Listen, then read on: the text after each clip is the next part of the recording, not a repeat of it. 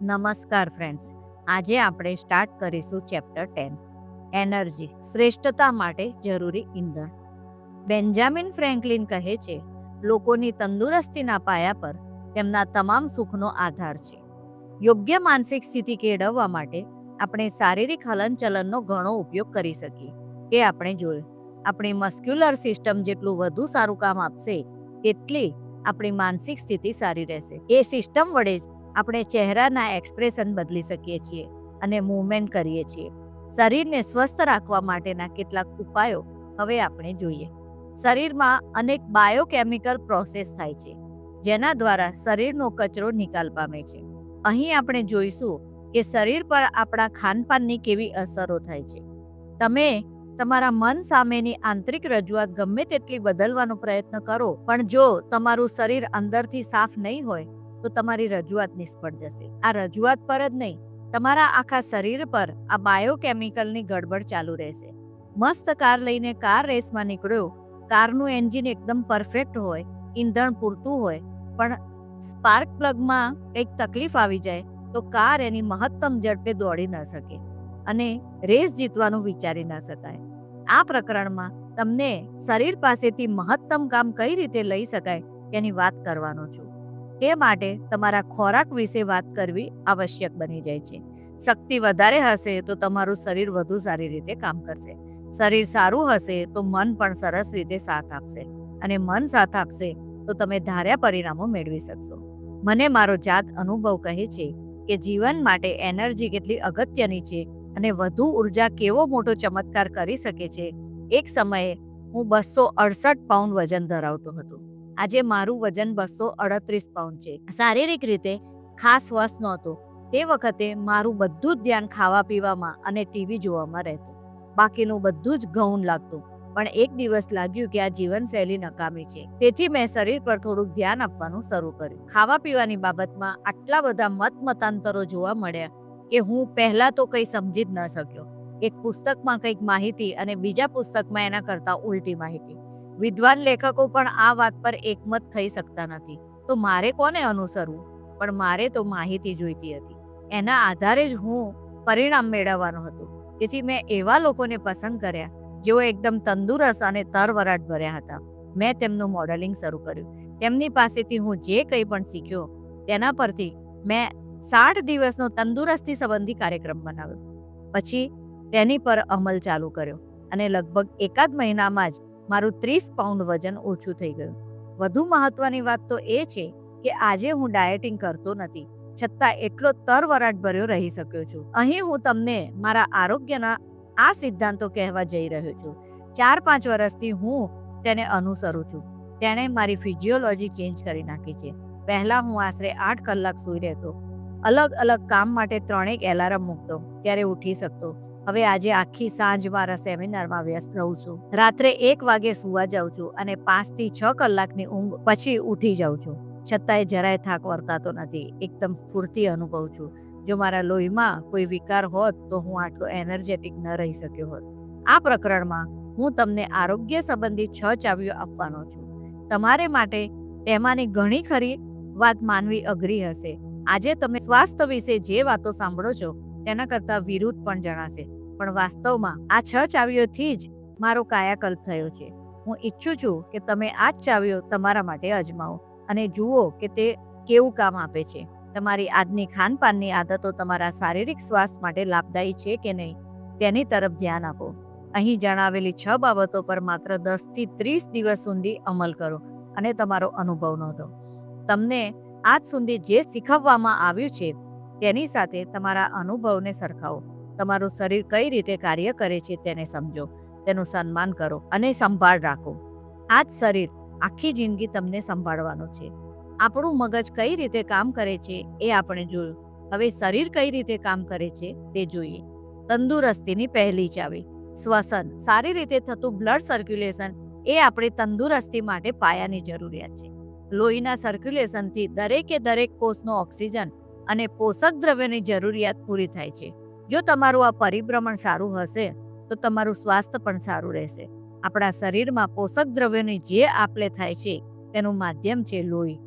આ લોહીના પરિભ્રમણને કઈક અંશે નિયંત્રિત કરવાનું કામ કરે છે આપણો શ્વાસ, કારણ કે એના દ્વારા જ લોહીને ઓક્સિજનનો જથ્થો મળી રહે છે અને ઓક્સિજનના આ જથ્થામાંથી જ કોષ શક્તિ મેળવે છે.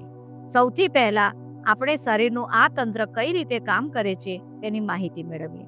યોગ્ય શ્વાસોશ્વાસથી દરેક કોષને ઓક્સિજન મળી રહે છે. એટલું જ નહીં, એના દ્વારા આપણા શરીરમાં રસી જેવો પ્રવાહ પણ જળવાઈ રહે છે. આ રસી જેવા પ્રવાહમાં શ્વેત કણો આવેલા હોય છે, જે આપણા શરીરને રેઝિસ્ટન્ટ પાવર પૂરો પાડે છે. કેટલાક લોકો તેને આપણા શરીરની સુએજ સિસ્ટમ પણ કહે છે. આપણા શરીરમાં લોહી કરતાં 4 ગણી માત્રામાં આ રસી જેવું પ્રવાહી હોય છે. આપણું હૃદય પંપની જેમ કાર્ય કરે છે અને ઓક્સિજન તથા પોષક દ્રવ્યવાળા લોહીના જથ્થાને દરેક અંગ તરફ ધકેલે છે. આ લોહી ધમનીમાંથી થઈને નાની નાની રક્તવાહિનીઓ એટલે કે આર્ટરીઝ સુધી પહોંચે છે. આ આર્ટરીઝ છિદ્રાળુ હોય છે, તેથી કોષ એટલે કે સેલ્સની આસપાસ રહેલા રસી જેવા પ્રવાહીમાં ઓક્સિજન અને પોષક દ્રવ્યો પહોંચે છે અને કોષ તેમાંથી પોતાની જરૂરિયાત મુજબ આ પોષક દ્રવ્યો અને ઓક્સિજન મેળવી લે છે. કોષમાં ભેગા થયેલા ઝેરી દ્રવ્યો અને નકામા ઉત્સર્જન્ય પદાર્થો રસી જેવા પ્રવાહીમાં ભળી જાય છે. તેમાંથી કેટલાક પેલી આર્ટરીઝમાં પ્રવેશે છે અને બાકીના મૃત કોષો લોહીમાં રહેલું પ્રોટીન અને ઝેરી દ્રવ્યો આ રસી જેવા પ્રવાહી દ્વારા નિકાલ પામે છે. અહીં મહત્વની વાત એ છે કે યોગ્ય શ્વાસોશ્વાસથી જ આ રસી જેવું પ્રવાહી સારી રીતે કામ કરી શકે છે. વધુ માત્રામાં ઝેરી દ્રવ્યો અને વધારાનું નકામું પ્રવાહી કોષમાં હોય તો કોષ માટે ઓક્સિજનની આપલે અઘરી બને છે. તેથી શરીરના કોષો માટે આ રસી જેવું પ્રવાહી સારી રીતે કામ કરતું રહે એ ખૂબ જ જરૂરી છે. ઝેરી દ્રવ્યો અને નકામા પદાર્થો ધરાવતું એ પ્રવાહી વહેતું રસીની ગ્રંથિ સુધી પહોંચે છે. અહીં લોહીમાં રહેલા પ્રોટીન સિવાયના અન્ય સઘળા નકામા પદાર્થો નાશ પામે છે. જો 24 કલાક માટે પણ આ રસી જેવા પ્રવાહીનું કામકાજ અટકી પડે તો વધુ પડતા ઝેરી દ્રવ્યો, નકામું પ્રવાહી અને લોહીમાં રહેલા પ્રોટીનનો જથ્થો શરીરમાં જમા થવાથી વ્યક્તિ મૃત્યુ પણ પામી શકે છે. લોહીના વહન માટે તો આપણી પાસે પંપની જેમ કાર્ય કરનાર હૃદય છે, પરંતુ રસી જેવા પ્રવાહી માટે આવો કોઈ પંપ નથી. તે તો માત્ર ઊંડા શ્વાસોશ્વાસ તથા સ્નાયુઓના હલનચલનથી તેને વહાવે છે. એટલે જો તમારે લોહીનું ભ્રમણ સુધારવું હોય કે પ્રવાહીને સ્વસ્થ રાખવું હોય તો ઊંડા શ્વાસ લેવા તે એકમાત્ર ઉપાય છે. તમે જોયું જ હશે કે સ્વાસ્થ્યને લગતા કોઈ પણ કાર્યક્રમમાં આ શ્વાસોશ્વાસની પ્રક્રિયા પર ખૂબ ભાર મૂકવામાં આવે છે. હવે તમે તેનું કારણ સમજી શક્યા હશો. કેલિફોર્નિયાના સાન્તા બાર્બરા સ્થિત વિખ્યાત લિમ્ફોલોજીસ્ટ ડોક્ટર જેક સિલ્લે એક ઘણો જ રસપ્રદ અહેવાલ આપ્યો હતો. તેમણે લોકોના શરીરની અંદર કેટલાક કેમેરા ગોઠવીને રસી જેવું પેલું પ્રવાહી કઈ રીતે કાર્ય કરે છે તે નોંધ્યું. એકદમ ઊંડા શ્વાસ લેવાથી લિમ્ફ સિસ્ટમ ઉત્તમ પરિણામ આપે છે. જાણે કે વેક્યુમ ક્લીનર હવાના શૂન્યાવકાશના સિદ્ધાંત પર કામ કરીને બધો કચરો ખેંચી લે, એવી જ રીતે ઝેરી પદાર્થયુક્ત દ્રવ્યને ખેંચી લે છે. ઊંડા શ્વાસોશ્વાસથી આ કાર્ય લગભગ 15 ગણું ઝડપથી શક્ય બને છે. જો તમે આ પ્રકરણમાંથી બીજું કંઈ નહીં અને આ યોગ્ય શ્વસનનું મહત્વ શીખો તો પણ પૂરતું ગણાશે. આ કારણે યોગના શિબિરોમાં પ્રાણાયામની પ્રવૃત્તિ પર સૌથી વધુ ભાર મૂકવામાં આવે છે. શરીરની સફાઈ માટે આ પ્રાણાયામની તોલે કંઈ આવી શકે તેમ નથી. એ તો સૌ જાણે છે કે સારા સ્વાસ્થ્ય માટે પૂરતો ઓક્સિજન હોવો અનિવાર્ય છે. Max Planck Institute for Cell Physiology ના ડિરેક્ટર અને નોબેલ પારિતોષિક વિજેતા ડોક્ટર ઓટ્ટો વોરબર્ગે ઓક્સિજનના કોષો પર કેવી અસર થાય છે તેની પર પ્રયોગ કર્યા હતા. જ્યારે કોષોને તેમની જરૂરિયાત કરતાં ઓછો ઓક્સિજન આપવામાં આવ્યો ત્યારે સામાન્ય સ્વસ્થ કોષ પણ કેન્સરજન્ય કોષમાં પરિવર્તિત થઈ ગયા. તેમના આ સંશોધનને અમેરિકાના ડોક્ટર હેરી ગોલ્ડબેલ્ટે આગળ વધાર્યું. જર્નલ ઓફ એક્સપેરિમેન્ટ મેડિસિન 1953માં તેમણે ઉંદરો ઉપર કરેલા તેમના પ્રયોગને વર્ણવ્યા છે. તેમણે એક નવજાત ઉંદરના શરીરમાંથી થોડા કોષો અલગ કાઢી લીધા અને તેને 3 ભાગમાં વિભાજિત કર્યા. તેમાંથી એક ભાગને બેલી જારમાં એવી રીતે રાખ્યો જેથી તેને દરરોજ સતત 30 મિનિટ સુધી ઓક્સિજન ન મળે. આ રીતે દરરોજ પ્રયોગ કરતા રહ્યા અને અમુક અઠવાડિયા સુધી આ પ્રયોગ ચાલુ રાખ્યો. બાકીના 2 ભાગને પૂરતા પ્રમાણમાં ઓક્સિજન આપવામાં આવ્યો. 30 દિવસ પછી આ ત્રણેય પ્રકારના કોષોને ઉંદરના અલગ અલગ સમૂહમાં દાખલ કરવામાં આવ્યા. થોડા સમય પછી અવલોકન કરતા જણાયું કે જેમને ઓક્સિજન પૂરતા પ્રમાણમાં મળ્યો હતો તેવા કોષો ઉંદરના શરીરમાં સહેલાઈથી ભળી ગયા હતા, જ્યારે ઓછા વજનવાળા કોષો હજુ પણ કેન્સરજન્ય કોષો તરીકે જ વર્તતા હતા. 1 વર્ષ સુધી આ ત્રણેય સમૂહો પર સંશોધન ચાલ્યું અને છેક સુધી કેન્સરજન્ય કોષો તો તેમના જેવા જ કોષોનું ઉત્પાદન કરતા રહ્યા. ઓક્સિજનની ઓછી માત્રાથી સ્વસ્થ કોષો કેન્સરયુક્ત કોષોમાં પરિવર્તિત થવાની શક્યતાઓ અનેક ગણી વધી જાય છે. જે કોષો તે પ્રાણીના સ્વાસ્થ્ય માટે ઘાતક છે, તમારું સ્વાસ્થ્ય અંતે તો તમારા શરીરના એક એક કોષના સ્વાસ્થ્ય પર જ આધારિત છે. જો તમારા શરીરને પૂરતી માત્રામાં ઓક્સિજન મળતો હોય તો તમારા સ્વાસ્થ્ય માટે તે એક ઉત્તમ નિશાની છે. તકલીફ એ છે કે શ્વાસોશ્વાસની યોગ્ય ક્રિયા કોઈ સમજતું નથી. દર 3માંથી 1 અમેરિકનને કેન્સર થાય છે. અહીં મજાની વાત એ છે કે ખેલાડીઓમાં આ પ્રમાણ ઘણું નાનું છે. દર 7 ખેલાડીઓમાંથી 1 ખેલાડીને કેન્સર થાય છે. આ તફાવતના કારણો આપણે હમણાં જ જોયા. ખેલાડીઓને તેમની કસરતના કારણે ઘણી સારી માત્રામાં શરીરને ઓક્સિજનનો જથ્થો મળી રહે છે, તેથી કેન્સર થવાની શક્યતા ઘટી જાય છે. બીજી તરફ ખેલાડીઓના ઊંડા શ્વાસોશ્વાસના કારણે તેમની લિમ્ફ સિસ્ટમ પણ ઘણું સારું કામ કરે છે, તેથી તેમનો રેઝિસ્ટન્સ પાવર ઘણો વધારે હોય છે. અહીં તમને હું આજે શ્વાસોશ્વાસને યોગ્ય રીત સમજાવીશ. તમે જ્યારે શ્વાસ લેતા હો ત્યારે 1 થી 7 ગણો, પછી આ શ્વાસને 4 ગણા સમય સુધી અંદર રોકી રાખો, એટલે કે 1 થી 28 સુધી ગણો અને ત્યાં સુધી શ્વાસને અંદર રોકી રાખો. હવે શ્વાસને છોડતી વખતે 1 થી 14 ગણો. શ્વાસ છોડતી વખતે આમ બમણો સમય શા માટે, તે પ્રશ્ન થશે. ખરેખર આ જ સમય છે જ્યારે લિમ્ફ સિસ્ટમ એટલે કે રસી જેવા પ્રવાહી દ્વારા તમારા શરીરના નકામા કચરાનો નિકાલ થાય છે. વળી તમે 4 ગણો સમય શ્વાસને અંદર રોકી રાખો છો.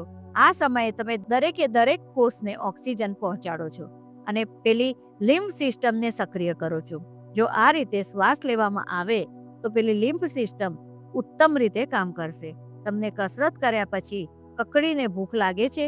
ખરેખર તો જે લોકો નિયમિત કસરત કરે છે તેમને આવી રીતે તરત જ કંઈ ખાવાની જરૂર ઊભી થતી નથી, કારણ કે શરીર પાસે શક્તિ તો છે જ. તેના દહન માટે તેને તો માત્ર ઓક્સિજનની જરૂર હતી, જે જરૂર યોગ્ય રીતે શ્વાસોશ્વાસની ક્રિયા કરીને પૂરી કરી દીધી છે. તંદુરસ્તીનું પહેલું પગથિયું તમે શીખી ગયા. 1:4:2.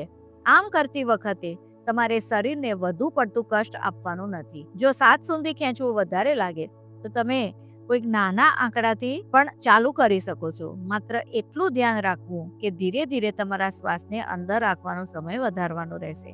આ પ્રકારે એક સાથે 10 વાર શ્વાસ લેવા અને આ ક્રિયા દિવસમાં 3 વાર કરવી. તમે પોતે એ અનુભવશો કે તમારું શરીર પહેલા કરતાં ક્યાંક વધારે તંદુરસ્ત બની રહ્યું છે. પ્રાણાયામ જેવો ચમત્કાર તો દુનિયાનું કોઈ વિટામિન કે જડીબુટ્ટી કરી શકે તેમ નથી. શ્વાસોશ્વાસની આ પ્રક્રિયા સુધારવા માટે એરોબિક્સ એક ઉત્તમ ઉપાય છે. તમે દોડી પણ શકો, પરંતુ તમને વધુ થાકવાની શક્યતાઓ ખરી. તમે કોઈ પણ કસરત પસંદ કરો ત્યારે શરૂઆતમાં તમે વધુ પડતું થાકો નહીં અને હાથ પગમાં વધુ પડતો દુખાવો ન થાય તેનો ખાસ ખ્યાલ રાખજો.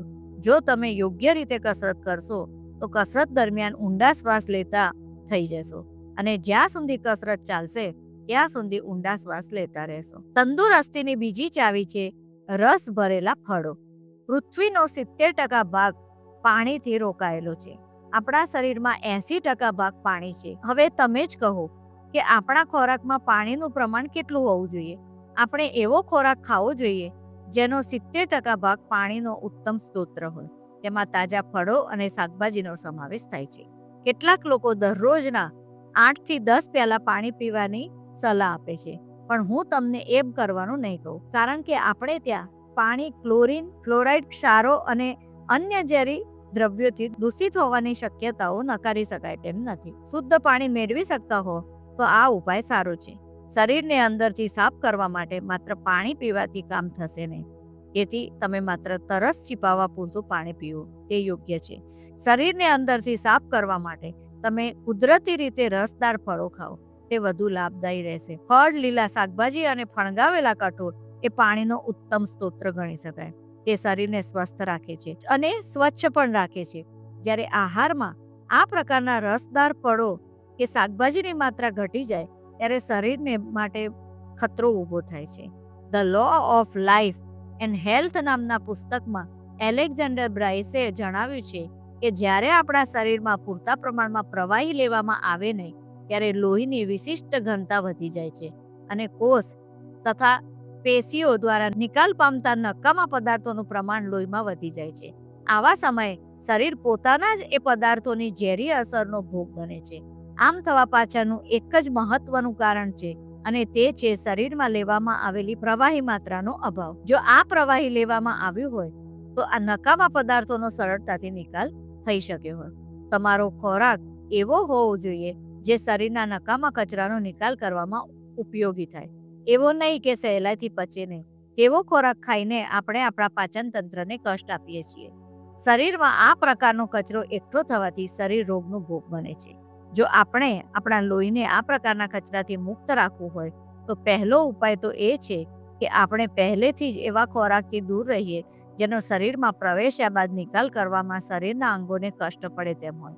બીજો ઉપાય એ છે કે આપણે સતત પાણી કે અન્ય કોઈ યોગ્ય પ્રવાહી પીતા રહીએ. આ કચરાનો નિકાલ સહેલાઈથી થઈ શકે તે પ્રકારનું વાતાવરણ પૂરું પાડીએ. બ્રાઇસ કહે છે કે દુનિયામાં પાણી જેવું ઉત્તમ દ્રાવક એકે નથી. પાણીમાં સૌથી વધુ પ્રકારના ઘન પદાર્થો ઓગળી શકે છે. તેથી જો પૂરતા પ્રમાણમાં પાણી લેવામાં આવે તો શરીરના પોષણ માટે તે ઉત્તમ છે, કારણ કે પાણીની પૂરતી માત્રાથી લીવર, કિડની, ત્વચા, પાચનતંત્ર તથા ફેફસાને હાનિકારક પદાર્થોનો નિકાલ કરવામાં સરળતા રહે છે. જો આ ઝેરી પદાર્થો શરીરમાં ભેગા થતા રહે તો જાત જાતના રોગોનો સંભવ છે. આજે હૃદય રોગની સમસ્યા વકરી છે. 40 વર્ષની યુવાન વ્યક્તિ અચાનક હૃદય રોગના હુમલાનો ભોગ બને તેવું કેમ બનવા લાગ્યું છે?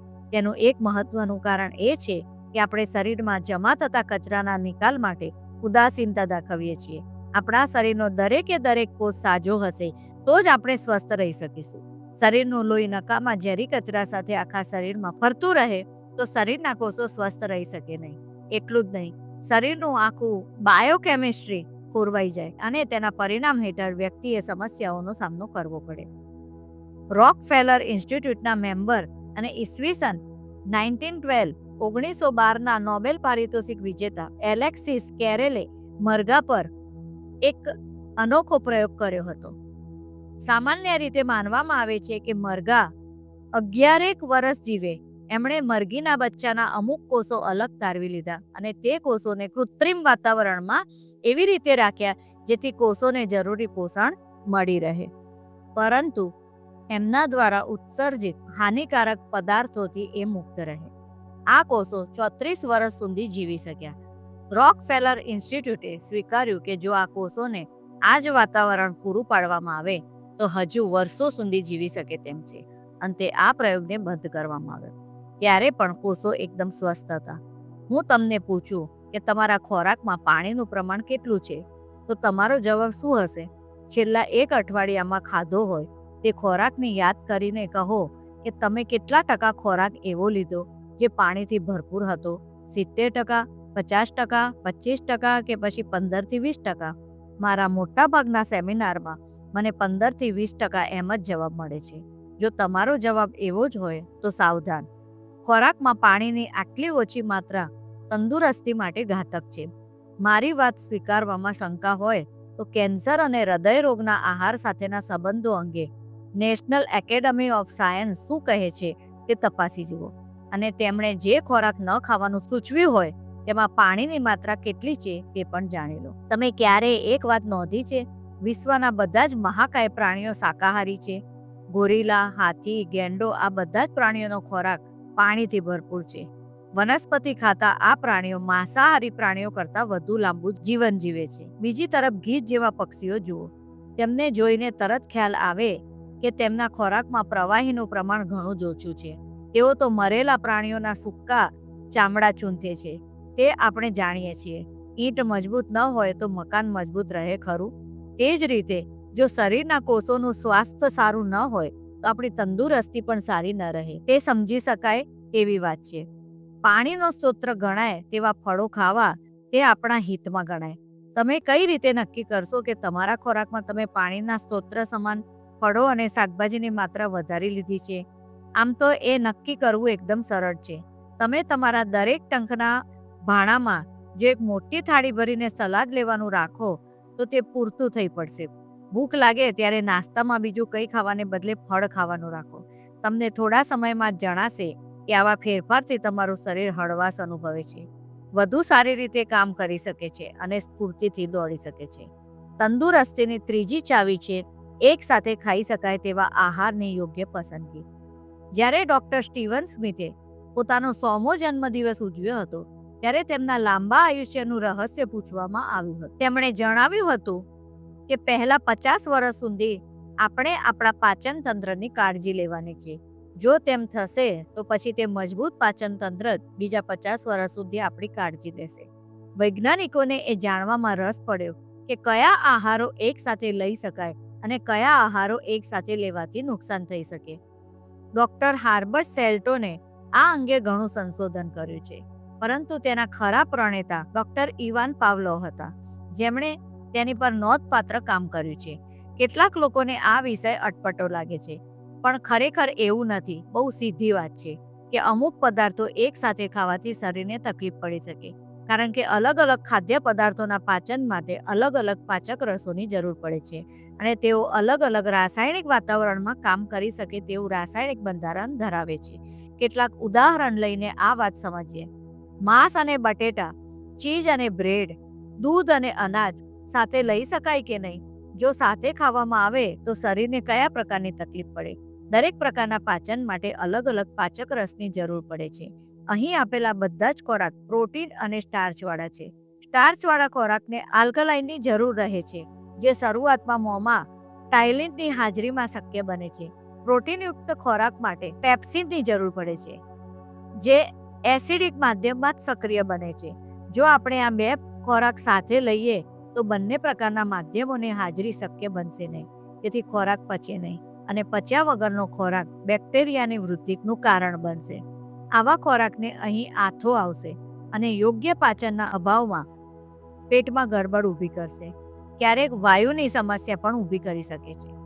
તમે સમજી શકશો કે આ રીતે વિરુદ્ધ આહાર ખાવાથી તમારી શક્તિ નાહકની વેડફાઈ જાય છે. ખોરાક ખાવા છતાં તેમાંથી શક્તિ મળતી નથી અને રોગનું કારણ બને છે. અધૂરામાં પૂરું. ક્યારેક એસિડની માત્રા વધી જાય તો લોહી જાડું થવા લાગે છે, તેના વહનમાં અવરોધ આવે છે અને ઓક્સિજનનો જથ્થો સમયસર પહોંચાડવા પણ બાધક બને છે. તમે જોયું હશે કે ક્યારેક વધુ પડતું ખવાઈ જાય ત્યારે કેવી ખરાબ હાલત થઈ જાય છે. વળી હમણાં જ આપણે જાણ્યું કે લોહીનું પરિભ્રમણ સારું રહે તે આપણા શરીર માટે કેટલું બધું જરૂરી છે. એક સમય હતો કે જ્યારે અમેરિકામાં વેલિયમ નામની ઊંઘની દવા સૌથી વધુ વેચાતી, કારણ કે ત્યારે અનિદ્રા મોટી સમસ્યા હતી. પરંતુ હવે પરિસ્થિતિ બદલાઈ છે અને પેટની સમસ્યાના કારણે ટેગામેટ નામની ટેબ્લેટ સૌથી વધુ વેચાય છે. વિરુદ્ધ આહાર જ તેની પાછળનું કારણ છે. આ પરિસ્થિતિથી બચવાનો સરળ માર્ગ એ છે કે આપણે કોઈ પણ એક જ પ્રકારનો મુખ્ય આહાર લઈએ. જેમ કે જો સવારે પ્રોટીનથી ભરપૂર ખોરાક ખાધો હોય તો સાંજે કાર્બોહાઈડ્રેટ વાળો ખોરાક લઈએ. આમ શરીરને બધા જ પોષક દ્રવ્યો મળી રહેશે, પરંતુ પાચનમાં કોઈ સમસ્યા ઊભી થશે નહીં. વળી તેની સાથે સલાડ ખાવાનું ચૂકશો નહીં. તમે કોઈ પણ પ્રોટીન વાળો ખોરાક ખાશો અને તેની સાથે સલાડ લેશો તો કોઈ તકલીફ થશે નહીં, કારણ કે પ્રોટીન તો પાણીમાં દ્રાવ્ય છે. એ જ રીતે જ્યારે કાર્બોહાઈડ્રેટ વાળો ખોરાક લો ત્યારે પણ સલાડ લઈ શકશો. ખોરાકની આ પ્રકારની પસંદગીથી તમારા પાચન પર ખરાબ અસર થશે નહીં. વળી પેટને પણ તૃપ્તિનો અહેસાસ થશે. તમે સવારે ઉઠો ત્યારે એકદમ તાજા માજા હો છો કે થાક અનુભવો છો? 6-7 કલાકની ઊંઘ પછી પણ થાક વર્તાય, એનો અર્થ એ થયો કે આ ઊંઘ દરમિયાન તમારા શરીરે તો ખાધેલો અયોગ્ય ખોરાકનું પાચન કરવા માટે સતત કામ કરવું પડે છે.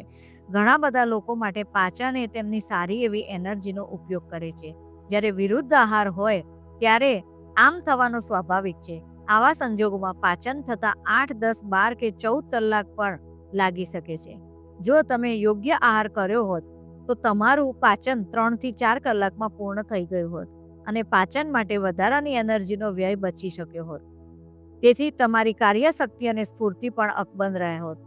સુસંગત આહાર વિશેની ઉત્તમ માહિતી પૂરું પાડતું પુસ્તક છે ફૂડ કોમ્બિનિંગ મેડ ઇઝી, જે ડોક્ટર હાર્બર્ટ શેલ્ટોને જ લખ્યું છે. હાર્વે અને મેર્લિન ડાયમંડ નામના મારા 2 ભૂતપૂર્વ વ્યાવસાયિક ભાગીદારો ફિટ ફોર લાઈફ નામનું પુસ્તક લખ્યું છે. હું તમને તે વેચવાનું પણ સૂચન કરીશ. અહીં સાથે કયો ખોરાક લઈ શકાય તેનો એક ચાર્ટ પણ આપ્યો છે, જે ઉપર જણાવેલા આહારના નિયમો સાથે સારો મેળ ધરાવે છે. તંદુરસ્તીની ચોથી ચાવી છે સમતોલ આહાર. તમે ખાવાના શોખીન છો? ખાવાનો શોખ જાળવી રાખવા માંગો છો? જો હા, તો વહેલાસર ખોરાક લેતા થઈ જાઓ. તેનાથી તમે લાંબા સમય સુધી તમારો આ શોખ પૂરો કરવા માટે દુનિયામાં ટકી રહેશો. આ અંગે કંઈ કેટલાય અભ્યાસો થઈ ચૂક્યા છે અને દરેકનું એક જ તારણ છે. કોઈ પણ પ્રાણીની આવરદા વધારવાનો એકમાત્ર ઉપાય છે કે તેનો ખોરાક ઘટાડી દો. ડોક્ટર ક્લાઇવ મેક્કે આ વિષય પર કોર્નેલ યુનિવર્સિટીમાં તેમનો વિખ્યાત પ્રયોગ કર્યો હતો. તેમણે લેબોરેટરીમાં ઉંદરોનો ખોરાક તેમના નિયમિત પ્રમાણ કરતાં અડધો કરી નાખ્યો. પરિણામ એ આવ્યું કે આ ઉંદરો તેમની સામાન્ય આયુષ્ય કરતાં લગભગ બમણું જીવ્યા. ટેક્સાસ યુનિવર્સિટીના ડોક્ટર એડવર્ડ જે મેસેરોએ આ જ પ્રયોગને આગળ ધપાવીને થોડું વધુ માહિતી મેળવી હતી. તેમણે ઉંદરોના 3 સમૂહ બનાવ્યા. પહેલા સમૂહને જેટલો ખોરાક ખાવો હોય તેટલો ખાવાની છૂટ આપી. બીજા સમૂહના ઉંદરોના ખોરાક ઉપર 60% કાપ મૂક્યો અને ત્રીજા સમૂહના ઉંદરોને જેટલું ખાવું હોય તે ખાવાની છૂટ આપી, પરંતુ તેમની પ્રોટીનની માત્રા અડધી કરી નાખી.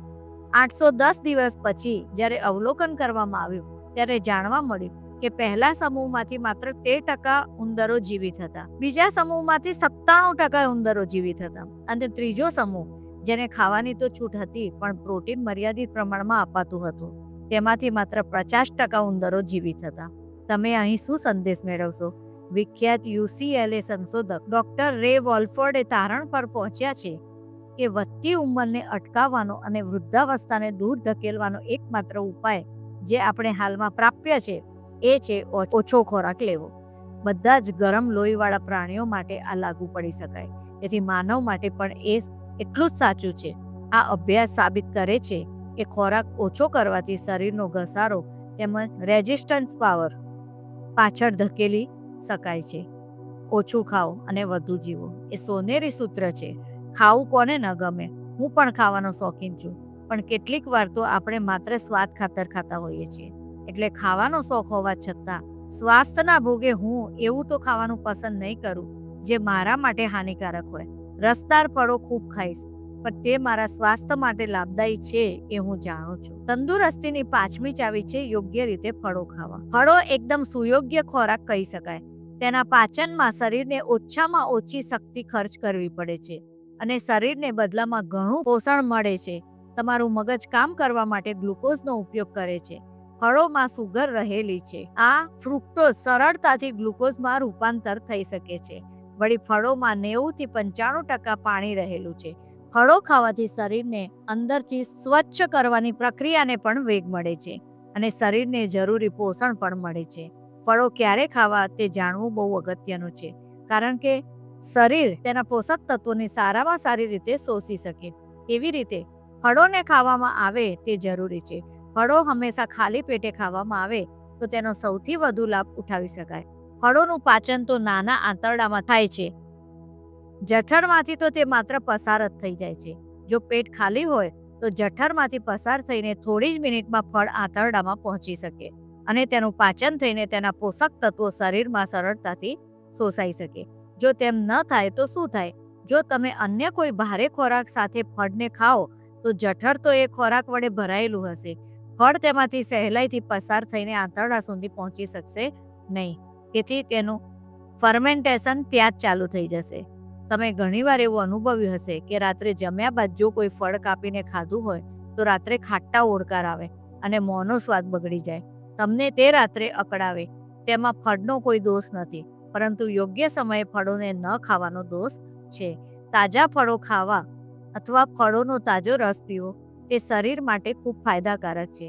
અહીં હું તે પેક જ્યુસ ખાવાની હિમાયત નથી કરતો, કારણ કે જ્યુસના પેકને જ્યારે સીલ કરવામાં આવે છે ત્યારે વધુ પડતી ગરમીના કારણે અંદર રહેલો જ્યુસનો સ્વાદ બદલાઈ જાય છે અને તે થોડો એસિડિક બની જાય છે, એટલે ખટાશ પકડી લે છે.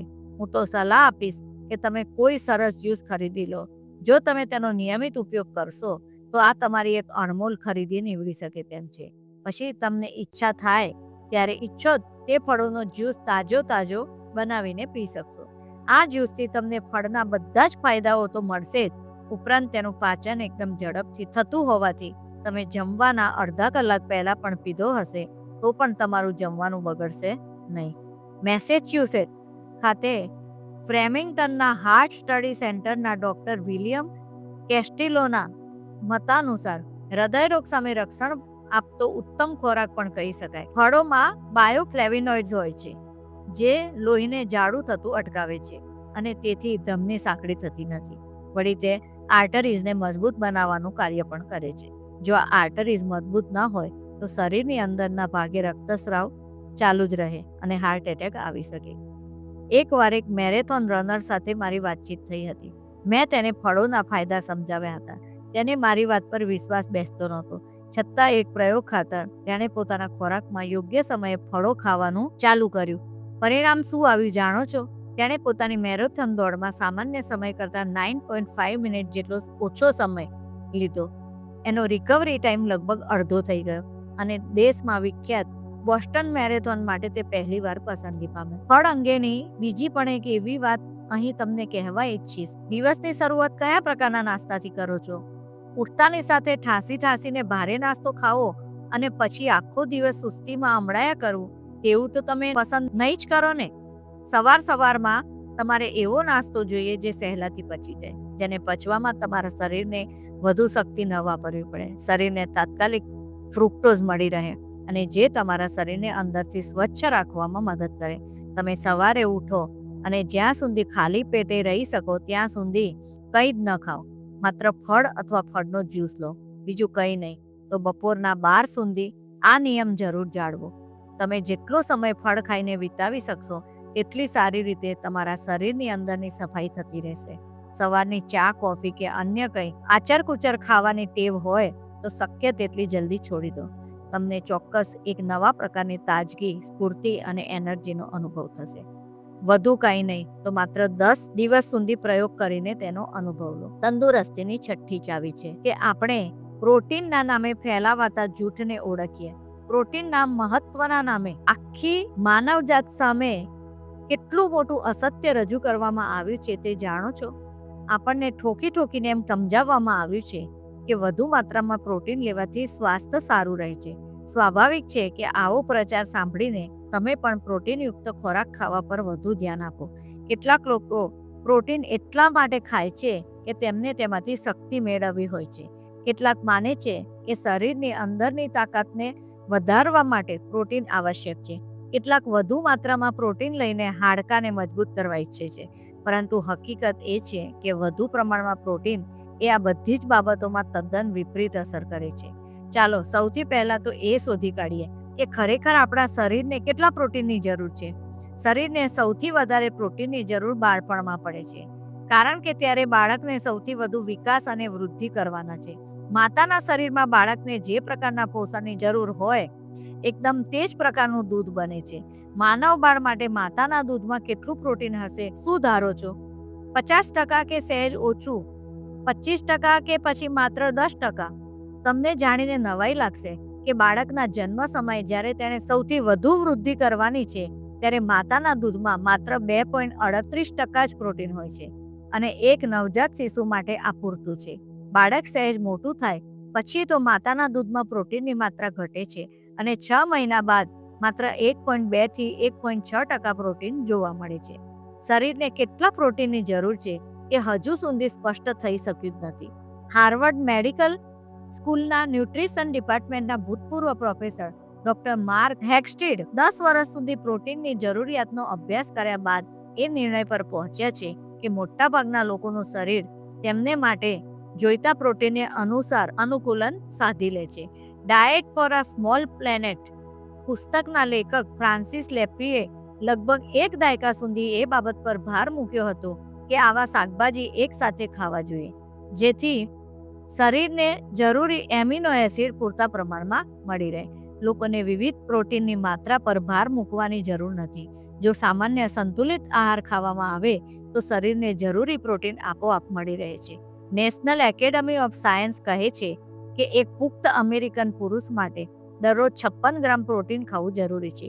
વિચિત્રતા એ છે કે international union of nutritional science માને છે કે દરેક દેશ અનુસાર પુખ્ત પુરુષની પ્રોટીનની જરૂરિયાત બદલાતી રહે છે, જે દરરોજની સામાન્ય રીતે 39 થી 110 ગ્રામ જેટલી હોઈ શકે, તો વધુ ને વધુ પ્રોટીન લેવું જરૂરી છે. એ વિચાર કેમ મૂકવામાં આવ્યો? કહો તો ખરા, પ્રોટીનની તમને આટલી બધી જરૂર કેમ છે?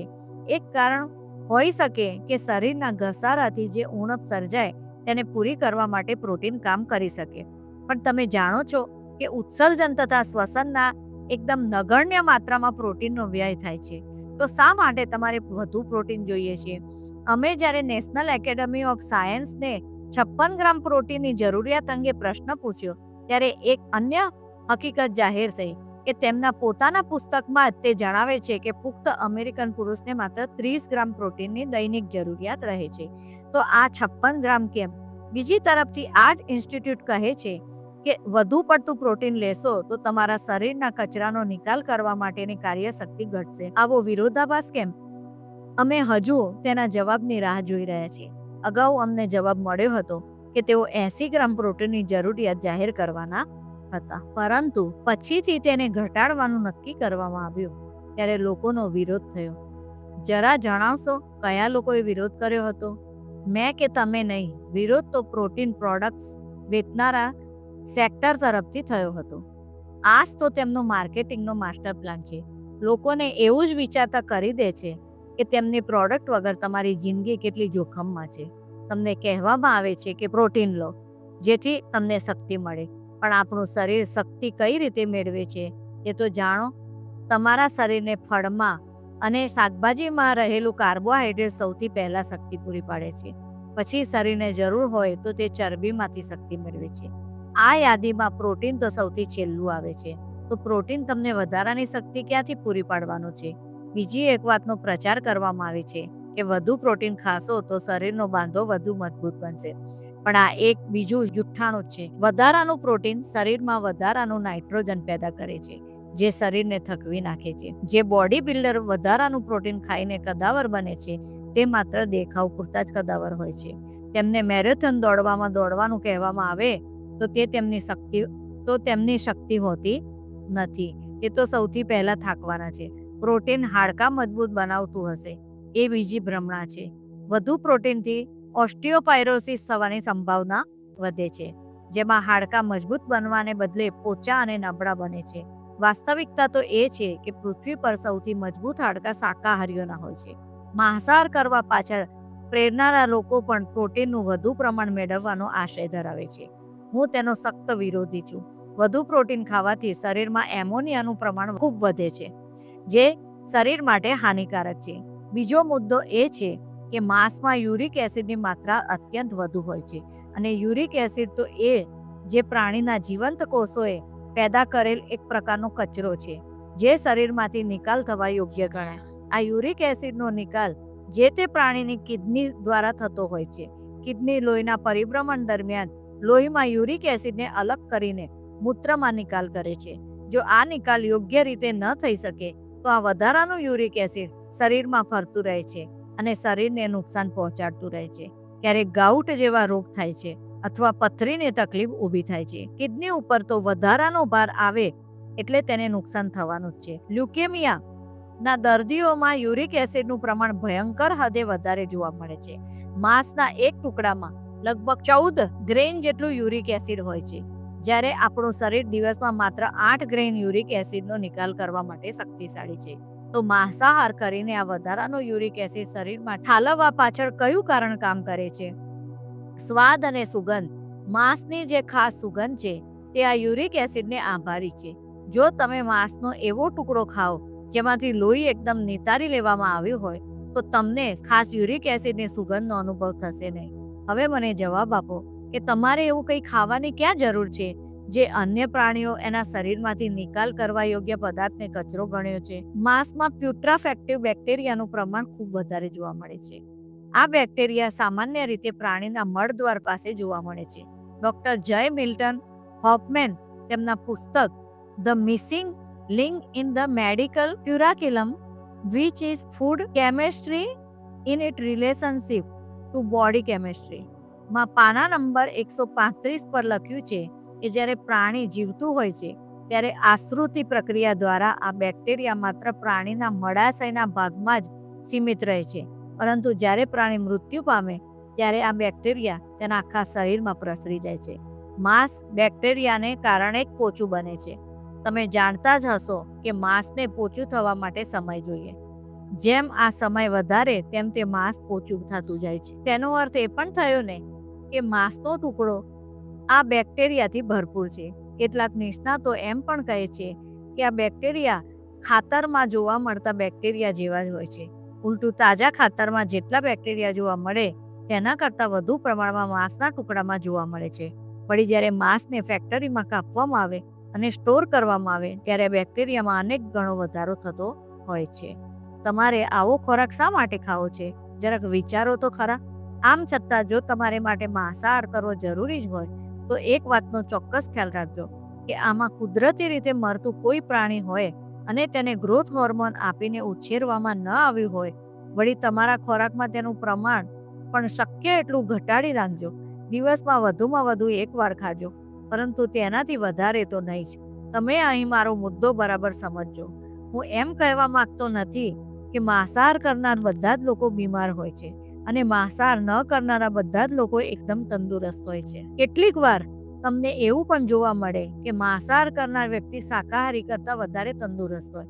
તેનું કારણ એ છે કે કેટલાક શાકાહારીઓ માને છે કે જો તેઓ માંસાહાર ન કરતા હોય તો તેમણે દુનિયાભરની બીજી દરેક ચીજવસ્તુ અમર્યાદિત રીતે ખાવાની છૂટ છે અને તેનાથી તેમને નુકસાન થતું નથી. આ પણ એક ખોટી ભ્રમણા છે. અહીં તમે જે કંઈ પણ જાણ્યું છે તેનો યોગ્ય અમલ કરશો તો તમારા સ્વાસ્થ્યમાં વધારે સુધારો થશે. તેની હું ખાતરી આપું છું. Pythagoras, Socrates, Plato, Aristotle, Leonardo da Vinci, Isaac Newton, Voltaire, Henry David Thoreau, George Bernard Shaw, Benjamin Franklin, Thomas Alva Edison, Albert Schweitzer અને મહાત્મા ગાંધી, આ બધાના નામોની સાથે તમારું નામ જોડાઈ જાય તો તમને આનંદ થશે જ, તેમ હું માનું છું. માંસાહાર છોડો અને શાકાહાર તરફ વળો, કારણ કે આ બધા જ મહાનુભાવો શાકાહારી હતા. તમે કદાચ પ્રોટીનને બદલે ડેરી પ્રોડક્ટનો વિચાર કરશો, પરંતુ શું તમે જાણો છો કે કેટલીક બાબતે તો તે માંસાહાર કરતાં પણ વધારે નુકસાનકારક છે. કુદરતે દરેક પ્રાણીના દૂધને તેની સંતતિ માટે અનુરૂપ ગણાવ્યું તેવું બનાવ્યું છે. માનવ બાળ માટે તેની માતાનું દૂધ ઉત્તમ, વાછરડા માટે ગાયનું દૂધ ઉત્તમ, લવારા માટે બકરીનું દૂધ ઉત્તમ અને વછેરા માટે ઘોડીનું દૂધ ઉત્તમ. હવે માણસ જાત ગાયનું દૂધ પીવે તે ક્યાંથી લાભદાયી હોઈ શકે? વાછરડું જન્મ સમયે 90 પાઉન્ડ વજન ધરાવે છે અને તેને માત્ર 2 વર્ષમાં વધીને 1000 પાઉન્ડ વજન મેળવવાનું છે, જ્યારે એક માનવ બાળ જન્મ સમયે 6 થી 8 પાઉન્ડ વજન ધરાવે છે અને છેક 21 વર્ષે વજન વધીને આશરે 100 પાઉન્ડ પર પહોંચે છે. તમે જોઈ શકો છો કે કેટલો ધીમો અને ઓછો વૃદ્ધિ દર છે. તો આપણને ગાયનું દૂધ ક્યાંથી માફક આવે? ડોક્ટર વિલિયમ એલિસ અમેરિકાના ડેરી પ્રોડક્ટના નિષ્ણાત છે. તેમનું માનવું છે કે આ પ્રકારના અન્ય પ્રાણીના દૂધથી આપણને જાત જાતની એલર્જી થઈ શકે. આપણા શરીરના લોહીમાં અનેક પ્રકારના અવરોધો ઊભા થઈ શકે, કારણ કે માનવ શરીર ગાયના દૂધનું પાચન કરવાની શક્તિ ભાગ્યે જ ધરાવે છે. ગાયના દૂધમાં કેસીન નામનું પ્રોટીન રહેલું છે. તેને પચવવાની શક્તિ આપણા પાચન માર્ગમાં તો હોતી જ નથી. વળી આ પ્રોટીનની માનવ શરીરને કોઈ જરૂર પણ હોતી નથી. તેને પચાવવામાં બાળક તો શું, કોઈ પુખ્ત વયની વ્યક્તિને પણ ઘણી તકલીફ પડે છે. બાળકોમાં 50% વધારે કેસીનનું પાચન થતું નથી, તેમ તેમનો અભ્યાસ દર્શાવે છે. આ અડધું પચેલું પ્રોટીન લોહીના પ્રવાહમાં ભળે છે ત્યારે અનેક ટિશ્યુઝ અવળી અસર પહોંચાડે છે. તેથી એલર્જીની સમસ્યા ઉદ્ભવે છે. અંતે આ પ્રોટીનનો નિકાલ લીવરે જ કરવો પડે છે. અંતે આપણે લીવર અને કિડની પર વધારાના કાર્યોનો બોજો આવી પડે છે. તેની સરખામણીમાં માતાના દૂધમાં રહેલું લેક્ટોલ્બ્યુમિન નામનું પ્રોટીન બાળકને પચવામાં ઘણું સહેલું પડે છે અને કહેશો કે દૂધ કેલ્શિયમના સ્ત્રોત તરીકે જરૂરી ગણાય. પણ જાણો છો ડોક્ટર એલિસ આ અંગે શું કહે છે? તેમણે 25,000 લોકોના લોહીના નમૂના લઈને એ તારણ કાઢ્યું છે કે જેઓ સાંજના 3, 4 કે 5 પ્યાલા ભરીને દૂધ ગટગટાવી જાય છે તેમના લોહીમાં કેલ્શિયમની માત્રા સૌથી ઓછી જોવા મળે છે. એલિસના મત મુજબ કેલ્શિયમનો ઉત્તમ ભંડાર લીલા શાકભાજી, તલ અને તેલીબિયામાં છે. વળી આપણને પચવામાં પણ તે વધુ તકલીફ આપતા નથી. અહીં કેલ્શિયમના લાભાલાભ જોઈ લેવા પણ જરૂરી છે. વધુ પડતું કેલ્શિયમ શરીરમાં એકઠું થઈ જાય તો તે કિડનીમાં પહોંચીને પથરી બનાવશે. તમે જેટલું કેલ્શિયમ લો છો તેમાંથી લગભગ 80% કેલ્શિયમને શરીર પોતે સ્વીકારતું નથી. આમ શરીર પણ સમજે છે કે કેલ્શિયમ યોગ્ય માત્રામાં જ શરીરમાં લેવાવું જોઈએ. છતાં જો તમે કેલ્શિયમ અંગે ખૂબ સજાગ હો તો દૂધ સિવાય અન્ય સોર્સ પણ હાજર છે. ટર્નિપમાં દૂધ કરતાં બમણી માત્રામાં કેલ્શિયમ આવેલું છે. પણ હું તો તમને હજુ કહીશ કે કેલ્શિયમની માત્રા અંગે આટલી બધી ચિંતા કરવાની જરૂર નથી. હવે દૂધથી શરીરને થતા નુકસાન તરફ નજર ફેંકીએ. દૂધની ચીકાશથી નાના આંતરડામાં ચીકણા પદાર્થની માત્રા વધી જાય છે. આ ચીકણું પદાર્થ લોહી કરતાં વધુ જાડું હોય છે અને તેથી આંતરડાની અંદરની દિવાલ પર સતત ચોંટતું રહે છે. આ કારણે ખોરાકના નિયમિત અને સરળ વહનમાં અવરોધ ઊભો થાય છે. તમે સમજી શકશો કે દૂધને બદલે ચીઝનો ઉપયોગ કરવાથી પરિસ્થિતિ વધુ બગડી શકે.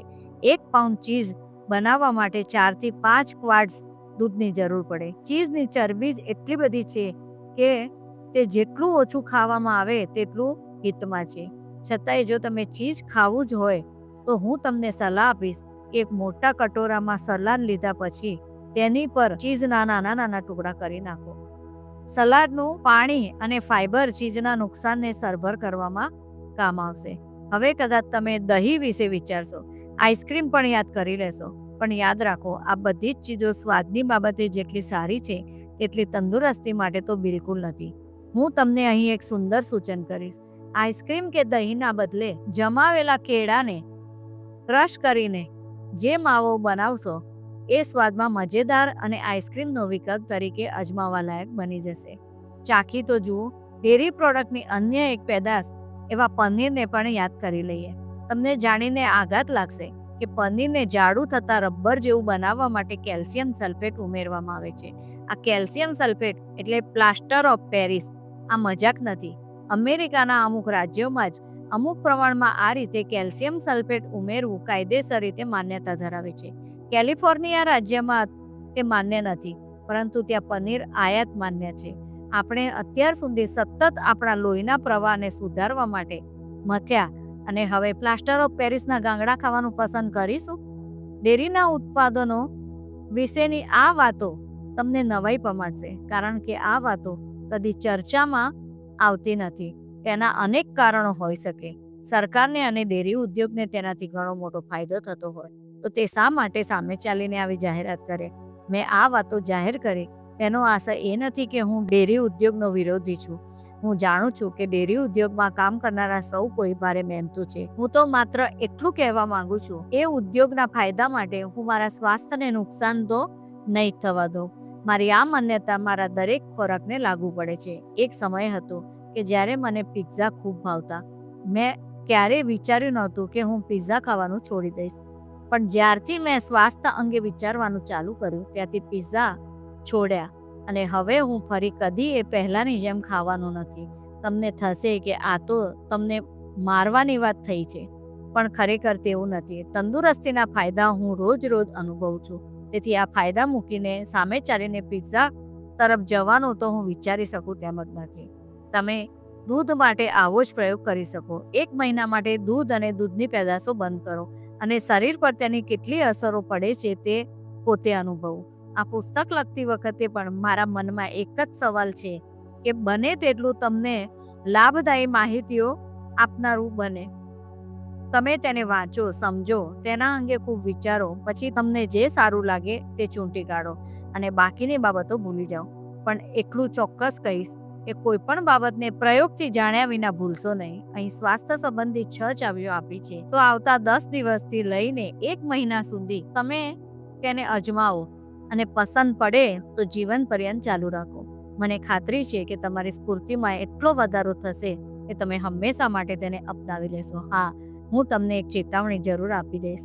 તમે સારી રીતે શ્વાસોશ્વાસ કરતા થઈ જશો. તમે તમારા શ્વાસોશ્વાસની રીતમાં સુધારો લાવશો તો તમારી લિમ્ફ સિસ્ટમ વધુ સારી રીતે કામ કરતી થઈ જશે. તમારા ખોરાકમાં પાણીનું પ્રમાણ વધારશો અને તમે લીલા શાકભાજી અને ફળોનું પ્રમાણ વધારશો તો તેની શરૂઆતની અસરો કેવી હશે યાદ છે? ડૉક્ટર બ્રાઇસે પાણીના લાભાલાભો સમજાવતી વખતે શું કહ્યું હતું?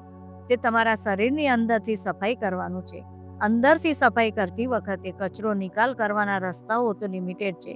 ઘણો બધો કચરો એકસાથે નીકળશે એટલે તમને શરૂઆતમાં લાગશે કે તમે બીમાર પડી ગયા છો. તમને ઘણી બધી છીંકો આવશે અને તમને લાગશે કે શરદીનો ભોગ બની ગયા. ચિંતા કરશો નહીં, આ તો વર્ષોથી ભેગી કરેલી શરદીનો નિકાલ થઈ રહ્યો છે. આડું અવળું કંઈ પણ ખાતા રહેવાની ખોટી ટેવના કારણે જે કચરો વર્ષોથી જમા થઈને શરીરમાં પડ્યો હતો તે હવે ખાનપાનની સાચી આદતને કારણે બહાર આવી રહ્યો છે. શરીર તેનું કામ કરી રહ્યું છે અને અંદરની સફાઈ ચાલુ છે. એવું પણ થાય કે ટિશ્યુમાં જો કચરો બહાર આવીને લોહીમાં ભળે ત્યારે સહેજ માથાનો દુખાવો પણ થાય. અત્યારે દવા લેવાની પણ જરૂર નથી. દવા લઈને તો તમે શરીરના કચરાની અસરને દબાવીને શરીરની અંદર જ રાખી મૂકશો. તમારે તો તેનો નિકાલ કરવાનો છે. ફેફસા સાફ થઈ રહ્યા છે, તેથી જ છીકો આવી રહી છે અને કફનો નિકાલ થઈ રહ્યો છે. આનાથી વધારે બીજી કોઈ દેખીતી અસર થવાની સંભાવના નથી, પરંતુ તમને ચોક્કસ અનોખી તાજગી, સ્ફૂર્તિ અને હળવાશનો અનુભવ થશે. અહીં મેં માત્ર મહત્વના મુદ્દાઓને સ્પર્શ કર્યો છે. બાકી આ વિષય તો અત્યંત વિશાળ છે.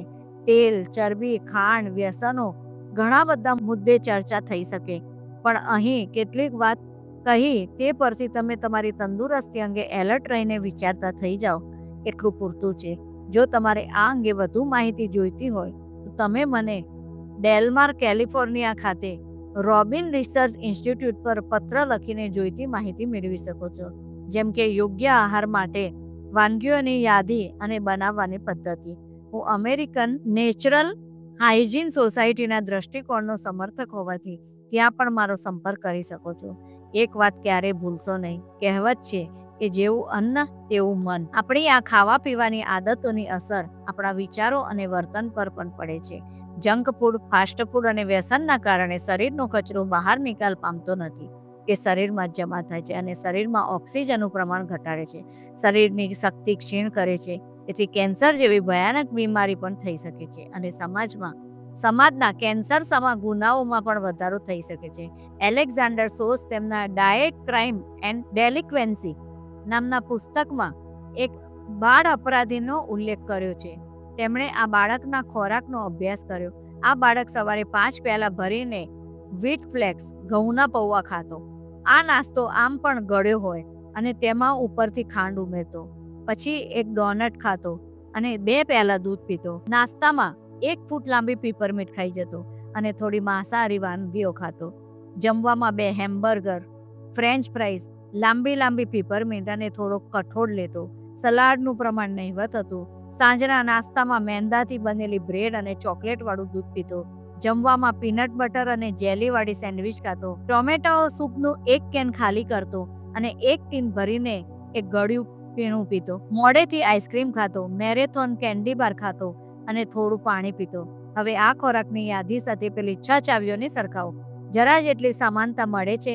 આ ખોરાકમાં નથી પાણી કે નથી લીલા શાકભાજી કે ફળ, માત્ર ને માત્ર ખાંડ, દૂધનો જ અતિરેક છે, જે શરીર માટે કેટલું હાનિકારક છે તે ફરી સમજવાની જરૂર નથી. જો આપણી આવતી પેઢી આ ખોરાક ખાતી હોય તો ભગવાન જ બચાવે. આવા અન્ન સાથે એનું મન કેવું રહેતું હશે તે તેની પાસેથી સાંભળીએ. તેણે વર્ણવ્યું કે હું ગાઢ નિંદરમાં ઊંઘી જતો અને અચાનક જાગી જતો અને ફરીથી ઊંઘ આવતી જ નહીં. મારું માથું દુખવા લાગતું, આખા શરીર પર અવારનવાર ખંજવાળ આવતી, પેટની ગડબડ ચાલુ રહેતી, શરીર પર અચાનક ચક્કામાં પડી જતા, મને બહુ ખરાબ સપના આવતા, હું પડી જતો, શરીરે પરસેવો વળી જતો અને નબળાઈ લાગવા માંડતી. હું જે કંઈ પણ ખાઉં કે પીવું તેમાં ખાંડ તો ઉપરથી અચૂક નાખતો. હું વારે બધું ભૂલી જતો. મને બહુ બેચેની રહે, મન પર ભાર રહે અને કઈ કામ સરખું ન થાય, નિર્ણય ન લઈ શકાય, હતાશા ઘેરી વળે, કોઈને કોઈ ચિંતા સતત સતાવતી રહે, નાની વાતને પણ મોટું સ્વરૂપ આવીને ઝઘડતો રહેતો. આ પ્રકારની માનસિક સ્થિતિ હોય તો 14 વર્ષનો કિશોર અપરાધની દુનિયામાં સરકી જાય તેમાં નવાઈ નથી. એકવાર આ બધી બાબતોનો સંબંધ તેને ખોરાક સાથે છે. તે સાબિત થઈ ગયા બાદ હવે તે અને તેના જેવા અન્ય કિશોરો તેમનો ખોરાક બદલી રહ્યા છે. તેની અસર તેમના વર્તમાન પર પણ થઈ રહી છે. ખોરાક દ્વારા શરીરમાં જે અન્ન પહોંચે તે લોહીમાં ભળીને તેની બાયોકેમિકલ અસરો તો બતાવશે અને આ અસરો તેમની માનસિક સ્થિતિ પર પણ પડશે, જે તેમના વર્તમાનમાં જણાઈ આવશે.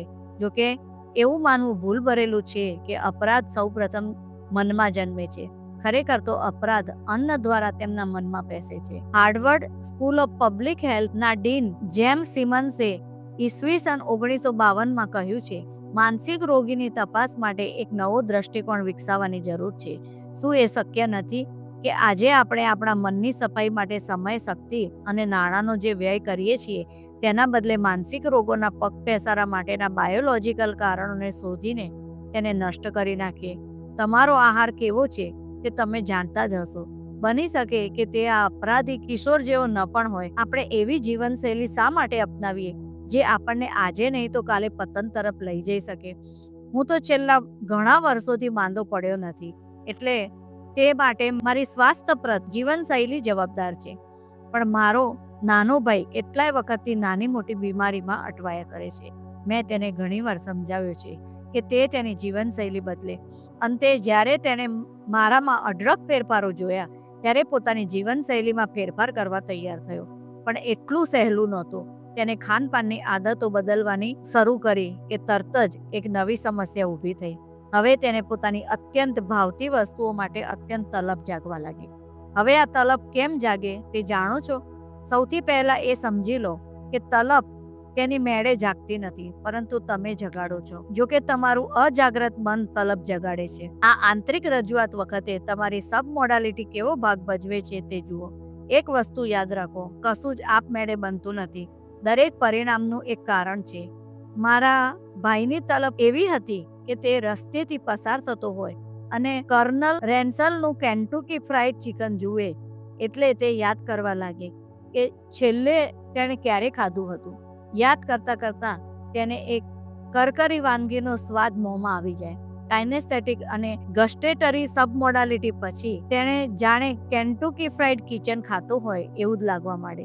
હવે તો આ વાનગી ખાધે જ છૂટકો. પછી એમ વિચારીને તે KFC પર રોકાઈ જાય. આ રીતે તેની ખાનપાનની આદત હોય ત્યારે સલાડને તો ભૂલી જ જાઓ. મેં તેની આ બધી સબમોડાલિટી સમજી લીધી હતી. તેણે જ્યારે મારી પાસે મદદ માંગી ત્યારે મેં તેને કહ્યું કે સૌથી પહેલાં તો તેણે મનોમન કેન્ટુકી ફ્રાઈડ ચિકનને યાદ કરવાનું થશે. એ પછી હું તેની પેલી સબમોડાલિટીને સમજીને તેની પાસે આ મન ભાવતી વાનગીનું વર્ણન કરાવતો ગયો અને તેના મન સામે એનું ચિત્ર ઊભું થતું ગયું. એકવાર વિઝ્યુઅલ, ઓડિટરી અને કાઇનેસ્થેટિક સબમોડાલિટીના ઉપયોગથી આ હરતું ફરતું રંગબેરંગી ચિત્ર તેની આંખો સામે આવી ગયું. એટલે તો તેને મોંમાં પાણી આવી ગયું. એ કલ્પવા લાગ્યો કે પોતે જ યમ્મી કહીને તેના વખાણ કરતો દેખાઈ રહ્યો છે. બરાબર એ જ સમયે મેં તેને કહ્યું કે તેને જરાય ન ભાવતી હોય એવી કોઈ ચીજને યાદ કરે. મને ખબર હતી કે તે ગાજરને જ યાદ કરશે. હું જ્યારે ગાજરનો જ્યુસ કાઢીને પીતો ત્યારે તે સખત અકળાતો. તેને ગાજર બિલકુલ પસંદ નહોતા અને તેને ગાજરને યાદ કરવા કહ્યું. એટલે તેના પેલા કાલ્પનિક ચિત્રમાં ગાજર દેખાયા તો ખરા, પણ આખા ચિત્રના એકાદ અંધારા ખૂણામાં ડાબી બાજુ નીચે દેખાયા. તેને પસંદ ન હોવાથી તેને નજરે ગાજરનું ચિત્ર ઘણું જ નાનું લાગતું. એને મનોમન પોતાનો અવાજ પણ સંભળાયો, અરે આ તો મને સહેજેય ગમે નહીં. જે રીતે કેન્ટુકી ફ્રાઈડ ચિકન ને કરકરું હોવું તેને ખૂબ પસંદ હતું, તેવી જ રીતે ગાજરનું ઢીલું પોચું હોવું તેને બિલકુલ પસંદ નહોતું. મેં તેને કહ્યું કે એકવાર ગાજરને મનોમન ખાઈ તો જો. તેને મનોમન વિચારવાનું જ હતું, છતાં મોઢું બગાડીને ખાધું. આટલું વિચારતી વખતે પણ તેને ઉબકો આવી જતો હતો.